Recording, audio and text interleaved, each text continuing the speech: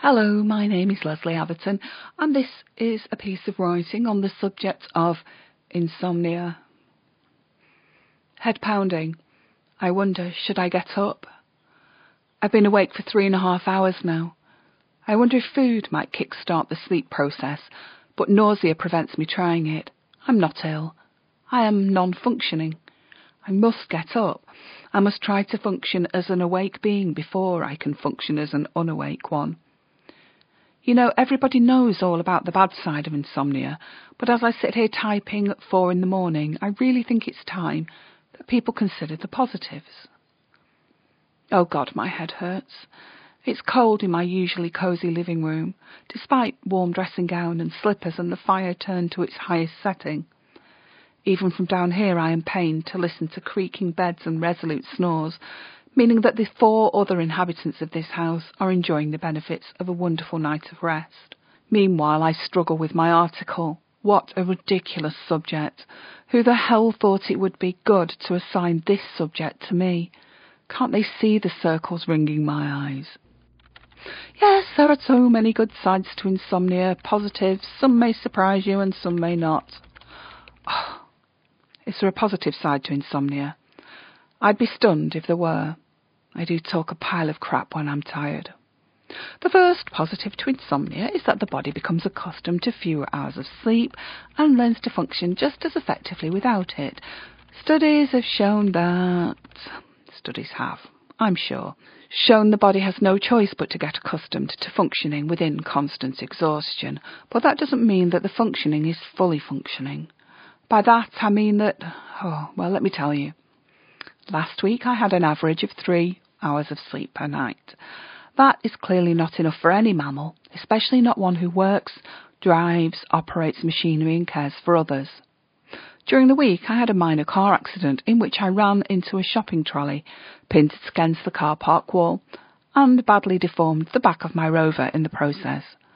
I also was too tired to cook, so survived on emergency rations of Iceland frozen roast dinners, which aren't substantial enough for a woman of my build. And so the tiredness continues. By the time each evening has arrived, I've been ready to toast the god of sleep with a couple of glasses of something mildly alcoholic. To be honest, I was toasting the god of sleep, narcolepsy, I crave you, in more than a couple of glasses. The plan being to find all the alcohol in the house, down it speedily and wait for oblivion. But it was an oblivion that never arrived. What else? Oh yes, I've been unable to clean my home or clean myself as regularly as I would like, with the resultant effect of feeling and being grubby and unkempt. But even worse, the family have been noticing that the things they throw on the floor, things that normally get picked up by some cleaning fairy or other, are remaining dirty and unwashed, like me, on the floor. Before long, during bouts of deep insomnia, the family starts to notice. The dogs aren't bothered. How I envy their constant and effortless snoozing. But the kids moan at having to wear dirty school uniform. It's actually not dirty, but they are spoilt and accustomed to me giving them a total change of clothing each morning. They also notice that their pyjamas lie on the floor from dawn till dusk when they pick up the dog hair-covered items and wear them again. They wonder why the normally soft cotton is suddenly crumpled and itchy. I tell them the house-cleaning fairy doesn't come near when Mummy is tired. I tell them that Mummy's bad moods frighten said fairy away. I tell them to leave me, simply leave me. I can't cope. My head pounds. Just the sound of their breathing or the sound of Bertram, our gangly, fuzzy mongrel, pawing at the kitchen cupboard where his snacks are kept, is a torture to me. I feel I'll explode. I fear I'll become insane and degenerate into a gibbering idiot, simply to demand the release of soporific drugs and worse. How much worse could it possibly be to be institutionalised, asylumised, drugged and irresponsible, happily zombified and free from cares? How much worse? I tell you, it sounds heavenly. My mum, God rest her soul, used to get up to use the bathroom about 3 times every night. It was maturity onset diabetes mainly, and she would toddle on back to bed to fall asleep within seconds. How I envy that. Me, I wake up when the dog breathes, or my other half shuffles a little, or he talks, sometimes shouts in his sleep, or the bed creaks, or next door's dogs bark, or I have a headache, need a very tiny wee, have numb limbs, have twisted nightwear, or the house makes a settling in noise, the central heating ignites, I'm too hot or cold, or I hear a car on the lane outside. Anything, basically. Absolutely anything. Last night I was so convinced I would have a good sleep. Last night was to be the night when it all started working again. I collapsed in front of a Doctor Who DVD and fell into a wonderful, dream-free slumber. But I paid the price, because by the time my other half was falling asleep, I was awake again. And 2 hours later, I still hadn't slept.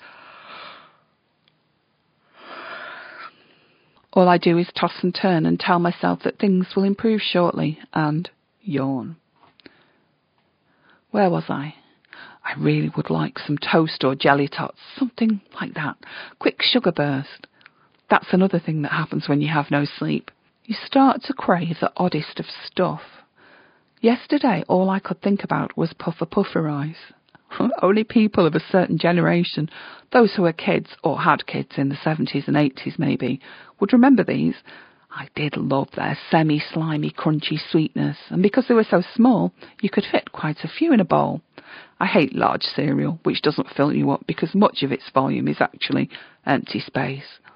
Puffer rice. Wow. I found myself looking online for it to see if you could buy puffer memorabilia or if it was available for sale elsewhere in the world. I didn't have any success on my mission.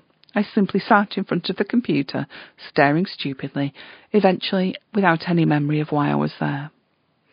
I once told the kids about puffer rice. My youngest said they sounded boring. Then, "Please, Mummy, can you get some chocolate hoops next time you go shopping?" I told her I'd put them on the shopping list whiteboard. I walked over to it, wearily and without speed or reason. Then, standing in front of it, I removed the pen from its holder, stared at the board, replaced the pen and sat on the kitchen floor, propped up against the radiator with head lolling and hair unkempt. Sleeping, sitting down. Last night, sleeping standing up, I cook a meal of 4 Iceland roast dinners. Everybody is getting sick of them. The kids especially crave some home-cooked food with fresh fruit and salad. Alas for them, that's not going to happen any time soon. We have cornetto for dessert. I think this is the most carefree meal. Effortless, but even the effortless effort is too effortful for me. At 9:21 p.m. I get a boost of energy, caused no doubt by the cornetto and the subsequent milky bar and 4 pieces of honey on toast. It doesn't last long, and soon I'm in bed with every blood cell racing around my body, and am once again crippled with exhaustion. I am sure I will sleep tonight. I am warm, not hungry, I've had a bath, I've tried to meditate, I've got clean covers on the bed. The other half put them on for me, as he was sick of waiting for me to pull myself together enough to do it myself. So I think I've got it cracked. Tonight's the night. I sit in bed, feeling confident and very, very tired. My hot milk drunk, I push my aching body further down the bed and turn to my side, curling up slightly. My eyes close for the 300th time today.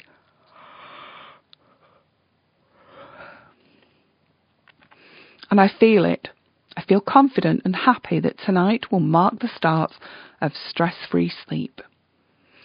But after 3.5 hours, I give up, mind racing, heart bumping and beating with deafening volume and frightening irregularity. My dressing gown, hanging on the back of the door, looks like a vampire raising his black cloak.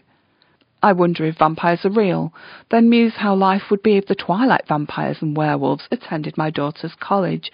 If she were Bella, how would I feel? I look at my Bertram sleeping on the rug. I am so glad he's a real dog, an ordinary dog. I tried to think of something else, but I can't remember how to change my thinking, how to turn it round and force myself to consider something constructive and new.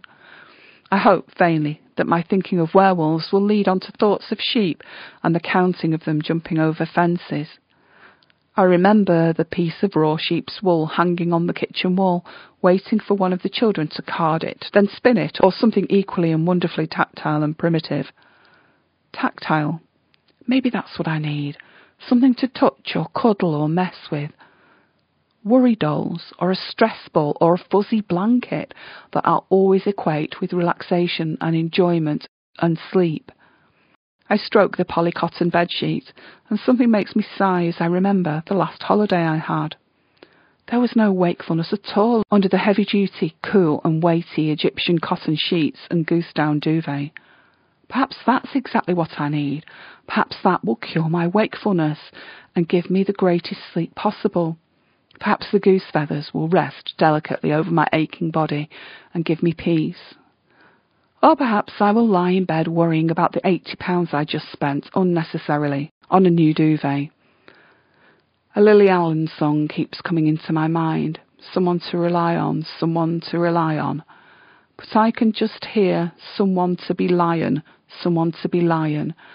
Then later, someone to be lied on, someone to be lied on. I try to shut it out, but I can't. I no longer have any power to control my own thoughts or actions. My leg is twitching and I'm thrashing about. I hit my other half on the head with the back of my hand. It is, of course, an accident caused by twitching and crazy tiredness, but he freaks out and retaliates, thinking he's being attacked in his sleep. I shout to calm him and explain it's only me.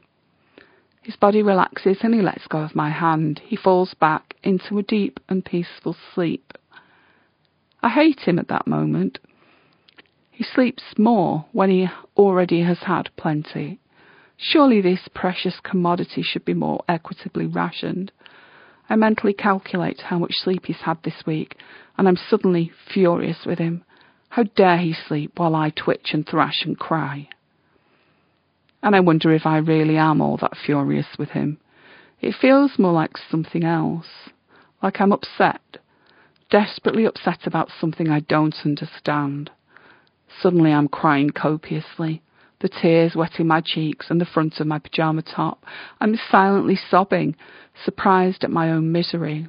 Something pops inside me, like a light bulb exploding and dying. I feel waves of relief and contentment rush over my body, and I am sure this signals sleep. I wait. I hope. I try to think of nothing. And nothing is exactly what happens. Nothing. I am still awake. So I write my article.